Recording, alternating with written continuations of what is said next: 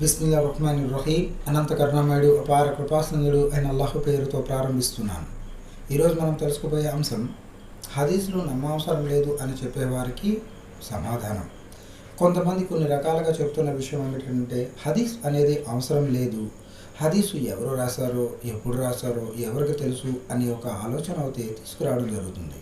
ఇది వారికి అర్థం కాక చెప్తున్నారా లేకపోతే మూర్ఖుల్లా వాదిస్తున్నారా అంటే కొంతమందికి అర్థమవుతుంది, కొంతమందికి అర్థం కావడం లేదు. ఇక హదీసు ప్రారంభాన్ని మరియు ముగింపు ఎలా ఉంటుందో అనే విషయాన్ని తెలుసుకుందాం. హజరత్ అబూ హురైరా రదియల్లాహు అన్హు కథనం అంటే ఎవరైతే ప్రవక్త ముహమ్మద్ సల్లల్లాహు అలైహి వసల్లం చెబుతూ ఉండగా అక్కడ ఉన్నారు, విన్నారు అనే దానికి ఫస్ట్ కథనం హజరత్ అబూ హురైరా రదియల్లాహు అన్హు కథనం ప్రకారం.